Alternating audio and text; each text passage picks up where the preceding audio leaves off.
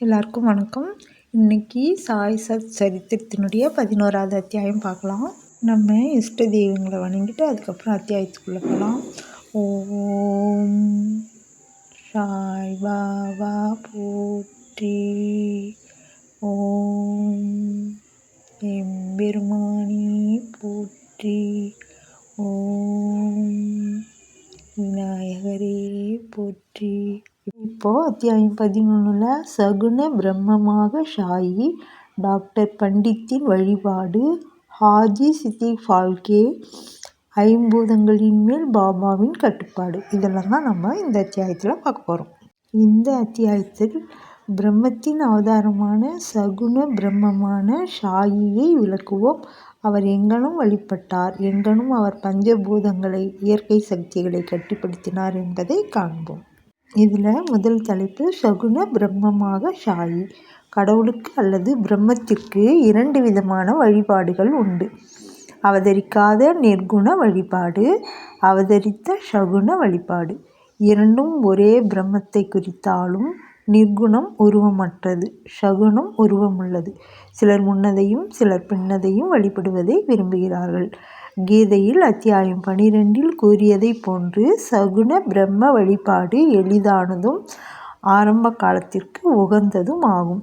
மனிதனுக்கு உருவம் இருப்பதை போன்று உடம்பு, உணர்வுகள் முதலியன உருவத்துடன் கூடிய கடவுளை வழிபடுவது அவனுக்கு இயற்கையானதும் எளிதானதும் ஆகிறது. சகுன பிரம்மத்தை சில குறிப்பிட்ட காலக்கூறு வரை வணங்கினால் ஒழிய நமது அன்பும் பக்தியும் அபிவிருத்தியுறாது. நாம் முன்னேறும்போது அது நம்மை நிர்குண பிரம்மத்தை வழிபட இட்டு செல்கிறது.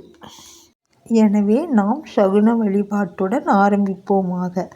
உருவம், யாககுண்டம், தீ, ஒளி, சூரியன், நீர், பிராமணர் ஆகிய 7 பொருள்கள் வழிபாட்டுக்குரியவை. எனினும் சத்குருவே இவைகள் எல்லாவற்றை காட்டிலும் உயர்ந்தவர். பற்றின்மையின் அவதாரமும் முழு மனதார்ந்த தமது அடியவர்களின் உறைவிடமுமான ஷாயியை இத்தருணத்தில் நினைவு கூர்வோமாக. அவர் மொழிகளில் நமக்குள்ள நம்பிக்கையே ஆசனமாகும். நமது சங்கல்பமாவது பூஜையை ஆரம்பிக்கும் போது சொல்லும் தெளிந்த தீர்மானம், நமது ஆசைகள் அனைத்தையும் உதறி தள்ளுதலாகும். சிலர் சாயி ஒரு பாகவத பக்தர், கடவுளின் அடியவர் என்று கூறுகின்றனர். மற்றும் சிலர் மகா பாகவத், பெருமடியவர் என்றும் பகர்கின்றனர். ஆனால் நமக்கு அவர் கடவுளின் அவதாரம் ஆவார். அவர் எல்லையற்ற அளவு மன்னிப்பவராகவும் கோபமற்றவராகவும் நேர்மையாளராகவும் மென்மையாளராகவும் சகிப்புத்தன்மை உடையவராகவும் ஓமை கூற முடியாத அளவு திருப்தி உடையவராகவும் இருந்தார்.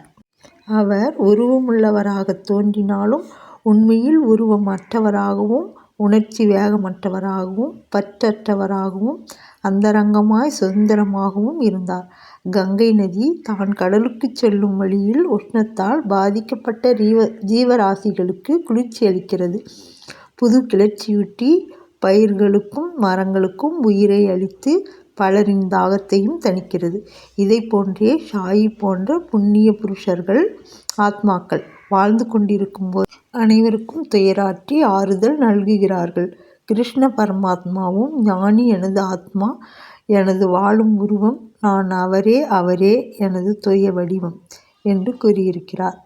சத்து சிந்து ஆனந்தம் என அறியப்படும் இந்த விவரிக்க இயலாத ஆற்றல் அல்லது கடவுளின் சக்தியே ஷீரடியில் ஷாயி என்னும் ரூபத்தில் அவதரித்தது. ஸ்ருதி தத்ரிய உபனிஷதம் தினந்தோறும் நூல்களில் படிக்கிறோம் அல்லது கேட்கிறோம். ஆனால் இப்பிரம்மத்தை அல்லது பேரானந்தத்தை ஷீரடியில் பக்த மகா ஜனங்கள் அனுபவித்தார்கள். அனைவருக்கும் ஆதாரமான அவருக்கு எவரிடமிருந்தும் எந்த ஆதாரமும் தேவை இருக்கவில்லை. ஒரு சாக்கு துண்டியை எப்போதும் தமக்கு ஆசனமாக கொண்டிருந்தார். பக்தர்களால் அது ஒரு மெல்லிய மெத்தை கொண்டு மூடப்பட்டிருந்தது. அவர் சாய்ந்து கொள்ள முதுகிற்கு ஒரு திண்டும் அவர்களாலேயே வைக்கப்பட்டது. பாபா தமது அடியவர்களின் எண்ணங்களை மதித்தார். அவர் விரும்பியபடியே தம்மை வழிபட அவர்களை அனுமதித்தார். அவர் முன்னிலையில் சிலர் சாமரம் அல்லது விசிறி வீசினர். சிலர் இசைக்கருவிகள் வாசித்தனர். சிலர் அவரின் கைகளையும் கால்களையும் கழுவினர். இன்னும் சிலர் வெற்றிலைப்பாக்கு மற்றும் பல பொருட்களையும் நைவேத்தியமாக சமர்ப்பித்தனர். ஷீர்டியில் அவர் வாழ்ந்தது போல தோன்றினாலும் அவர் எங்கும் வியாபித்திருந்தார். அவரின் எங்கும் நிறை தன்மையை அவருடைய பக்தர்கள் தினந்தோறும் உணர்ந்தார்கள். இவ்வாறாக எங்கனும் வியாபித்திருக்கிற சர்வாந்தர்யாமி சத்குருவிற்கு நமது பணிவான சாஷ்டாங்க நமஸ்காரங்கள். அடுத்த தலைப்பு டாக்டர் பண்டித்தின் வழிபாடு. ஒரு முறை தாத்யா சாஹேப் நூல்களின் நண்பரான டாக்டர் பண்டித் என்பவர் ஷீரடிக்கு பாபாவின் தரிசனத்திற்காக வந்தார். பாபாவை வணங்கிய பின் மசூதியில் அவர் சிறிது நேரம் அமர்ந்திருந்தார். பாபா அவரை தாதாபட் கேல்கரிடம் செல்லுமாறு பணித்தார். தாதாபட்டிடம் அவர் சென்றார். தாதாபட் அவரை நன்கு வரவேற்றார். தாதாபட் பூஜைக்காக தமது வீட்டை விட்டு புறப்பட்டார். அவருடன் டாக்டர் பண்டித்தும் சென்றார். தாதாபட் பாபாவை வழிபாடு செய்தார். இதுகாரம் எவரும் பாபாவின் நெற்றிக்கு சந்தனம் பூச துணிந்ததில்லை. மகால் சபாபதி மட்டுமே பாபாவின் கழுத்தில் சந்தனம் பூசுவது வழக்கம். ஆனால் எளிய மனதுடைய இவ்வடியவரான டாக்டர் பண்டித் பூஜை பொருள்கள் வைத்திருந்த தாதாபட்டின் பாத்திரத்தை எடுத்து போய் அதிலிருந்து பிசையப்பட்ட சந்தனத்தை எடுத்து திரிபுண்ட்ரா எனப்பட்ட 3 கோடுகளை பாபாவின் நெற்றியில் இட்டார். பாபா எல்லோருக்கும் வியப்பை அளிக்கும் வகையில் ஒரு வார்த்தை கூட கூறாமல் அமைதியாய் இருந்தார். அன்று மாலை தாதாபட் பாபாவிடம் நெற்றியில் சந்தனம் பூசுவதை நீங்கள் தடுத்து கொண்டிருந்தாலும் இப்போது டாக்டர் பண்டித் அங்கனம் செய்ததை தாங்கள் எப்படி அனுமதித்தீர்கள் என்று கேட்டார். இதற்கு பாபா, டாக்டர் பண்டித் தம்மை அவரது குருவான காகா புராணிக் என்று அழைக்கப்பட்ட தோபேச்வரை சேர்ந்த ரகுநாத் மகாராஜ் என்று நம்பியிருந்ததாகவும் அவர் குருவுக்கு அவர் செய்து கொண்டிருந்ததைப் போன்றே அவர் தமது நெற்றியிலும் சந்தனம் பூசியதாகவும் தெரிவித்தார். எனவே பாபாவால் தடுக்க இயலவில்லை. டாக்டர் பண்டித்திடம் விசாரித்ததில் பாபாவை தனது குரு காகா புராணிக் என்று கருதியதாகவும் அதே மாதிரியாகவே அவரை உணர்ந்ததாகவும் கூறினார். எனவே அவர் தனது குருவுக்கு செய்வதை போன்றே திருப்புன்றத்தை பாபாவின் நெற்றியிலும் இட்டார். பக்தர்கள் விரும்பியவாறே தம்மை வழிபட பாபா அவர்களை அனுமதித்தார். எனினும் சில சமயங்களில் அவர் வினோதமான முறையில் நடந்து கொண்டார்.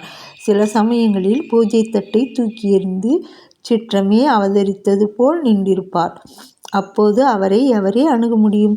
சில சமயங்களில் அவர் பக்தர்களை கடிந்தார். சில சமயங்களில் மெழுகை காட்டிலும் மென்மையாய் இருந்தார். சாந்தத்திற்கும் மன்னிப்புக்குமான ஒரு உருவமாய் இருந்தார். கோபத்தால் அவர் குலுங்குவது போல் தோன்றினாலும் அவரது சிவந்த கண்கள் சுற்றி சுற்றி உருண்டாலும் அவர் அந்தரங்கமாக பாசத்தின் தாயன்பு உடையவராக இருந்தார். உடனே தமது அடியவர்களை கூப்பிட்டு அவர்களிடம் தாம் ஒருபோதும் கோபமாக இருந்ததே இல்லை என கூறி தாயார் தங்களது குழந்தைகளை உதைத்தார்களானால் கடவுளானது ஆறுகளை புறக்கணித்ததென்றால் தாமும் அடியவர்களின் நலன்களை அலட்சியம் செய்வேன் எனவும் பகர்ந்தார். தமது பக்தர்களின் அடிமையான அவர் எப்பொழுதும் அவர்களுக்கு ஆதரவாக இருப்பதையும் அவர்கள் தம்மை அழைக்கும் போதெல்லாம் மறுமொழி கூறி அவர்களின் அன்பை பெறுவதற்குமே எப்பொழுதும் அவர் பெரிதும் விரும்பினார். அடுத்த தலைப்பு ஹாஜி ஷிதி ஃபால்கே. பாபா எப்போது ஓர் அடியவரை ஏற்றுக்கொள்வார் என்பதை அறிய முடியாது. அது அவரது இனிய சங்கல்பத்தையே பொறுத்தது. இக்கூற்றுக்கு சிதிக் வால்கேயின் நிகழ்ச்சி ஓர் எடுத்துக்காட்டு. கல்யாணைச் சேர்ந்த சிதிக் வால்கே என்ற ஒரு முகமதிய பெருந்தகை மெக்கா மெதினாவிற்கு புனித யாத்திரை செய்துவிட்டு ஷீர்டிக்கு வந்தார். வடக்கு நோக்கிய சாவடியில் அவர் வாழ்ந்தார். மசூதியில் திறந்த வெளியில் அவர் அமர்ந்தார். 9 மாதங்கள் பாபா அவரை பொருட்படுத்தவில்லை. அவரை மசூதிக்குள் நுழையவும் அனுமதிக்கவில்லை. பால்கே மிகவும் தேற்றவியலாத நிலையை எய்தி என்ன செய்வது என்று புரியாமல் இருந்தார். யாரே ஒருவர் அவரை ஏமாற்றம் அடைய வேண்டாம் என்றும் பாபாவின் மிக நெருங்கிய அருகில் உள்ள அடியவரான சாமா அதாவது மாதவ்ராவ் தேச்பாண்டேவின் மூலம் பாபாவை அணுக முயற்சிக்கும்படியும் ஆலோசனை கூறினார். சிவபெருமான் அவரது சேவகரும் பக்தருமான நந்தியின் மூலம் அணுகப்படுதலைப் போல சாமாவின் மூலம் பாபா அணுகப்படுதல் வேண்டும் என்று கூறினார். பால்கே இந்த யோசனையை விரும்பி சாமாவை தனக்காக மன்றாடி கெஞ்சி கேட்குமாறு வேண்டினார். சாமாவும் சம்மதித்து பொருத்தமான ஒரு சந்தர்ப்பத்தில் பாபாவிடம், பாபா, பாலர் இம்மசூதிக்குள் தாராளமாய் வந்து தங்கள் தரிசனத்தை பெற்று போகும்போது தாங்கள் ஏன் அந்த முதிர்ந்த ஹாஜியை மசூதிக்குள் நுழைய அனுமதிக்கக்கூடாது? அவரை ஒரு முறை ஆசீர்வதித்தருளலாகாதா என்று அவரை பற்றி பேசினார். அதற்கு பாபா, சாமா, நீ விஷயங்களையெல்லாம் புரிந்து கொள்ள இயலாத அளவு முதிர்ச்சியற்றவனாய் இருக்கிறாய். பகீர், அல்லாஹ் அனுமதிக்கவில்லை என்றால் நான் என்ன செய்ய முடியும்? அவரது அருளின்றி யாரே மசூதியில் ஏற வல்லார்? நன்று, அவரிடம் சென்று நாளை பார்விக் கிணற்றுக்கு அருகிலுள்ள குறுகிய ஒற்றையடி பாதைக்கு வருவாரா என கேட்டு வா என்றார். சாமா சென்று உடன்பாட்டு விடையுடன் திரும்பி வந்தார். மீண்டும் அவரிடம், பாபா, எனக்கு 40,000 ரூபாய்களை 4 தவணைகளில் கொடுக்க சம்மதிப்பாரா என கேள் என்றார். சாமா சென்று 40 லட்சம் ரூபாய்கள் கூட தர அவர் சம்மதித்ததாக பதிலுடன் திரும்பி வந்தார். மீண்டும், பாபா, நாங்கள் ஒரு ஆட்டை மசூதியில் வெட்டப் போகிறோம். அவரை, அதன் மாமிசம், தொடை, கொட்டை இவைகளில் எது வேண்டும் என கேள் என்று கூறினார். ஹாஜி பாபாவின் கோலம்பாவிலிருந்து, அதாவது மண்பாண்டத்திலிருந்து ஏதாவது ஒரு சிறு துணுக்கை பெற்றுக்கொள்வதிலேயே மகிழ்வதாகவும் சாமா பதில் கொண்டு வந்தார். இதை கேட்டு பாபா உணர்ச்சி வசப்பட்டு தமது கையால் மட்கோஜாக்களையும் கோலம்பாவையும் விட்டெறிந்துவிட்டு நேராக ஹாஜியிடம் சென்று தமது கஃப்னியை கைகளால் பிடித்து கொண்டு, ஏன் உன்னை நீயே தற்பெருமைப்படுத்தி உயர்வாக கற்பனை செய்து கொண்டு முதிர்ந்த ஹாஜியைப் போல் பாவனை செய்து கொண்டு இருக்கிறாய்? குரானை நீ இவ்விதமாகத்தான் கற்றுணர்ந்தாயா? நீ உனது மெக்கா தல யாத்திரை குறித்து பெருமை கொள்கிறாய். ஆனால் நீ என்னை அறியவில்லை என்றார். இவ்வாறு கடிந்து கொள்ளப்பட்டதும் ஹாஜி குழப்பமடைந்தார். பாபா பின்னர் மசூதிக்கு சென்று ஒரு கூடை மாம்பழங்களை வாங்கி ஹாஜிக்கு கொடுத்தனுப்பினார். பின்னர் மீண்டும் ஹாஜி எடுத்து சென்று தம் பையில் இருந்த ரூபாய் 55 ஹாஜியின் கைகளில் கொடுத்தார். அதிலிருந்து பாபா ஹாஜியை விரும்பினார். உணவுக்கு அவரை அழைத்தார். பாபா ஹாஜியை விரும்பிய போதெல்லாம் மசூதியினுள் வந்தார். பாபா சில சமயங்களில் அவருக்கு சில ரூபாய்கள் அளித்தார். இவ்வாறாக பாபாவின் தர்பாரில் ஹாஜியும் சேர்க்கப்பட்டார். அடுத்த தலைப்பு, பஞ்சபூதங்களின் மேல் பாபாவின் கட்டுப்பாடு. பஞ்சபூதங்களின் மேல் பாபாவின் ஆணைக்கு ஈண்டு உதாரணமாக 2 நிகழ்ச்சியை கூறி இந்த அத்தியாயத்தை முடிப்போம். 1. ஒரு நாள் மாலை நேரத்தில் ஷீரடியில் பயங்கரமான புயல் வீசியது. கருமேகங்களால் வானம் திரையிடப்பட்டிருந்தது. காற்று பலமாக வீசத் தொடங்கியது. மேகங்கள் கர்ஜித்து மின்னல் பளிச்சிட்டது. மழை வெள்ளமாய் பொழியத் தொடங்கியது. சிறிது நேரத்தில் அவ்விடம் முழுவதும் வெள்ளக்காடாகியது.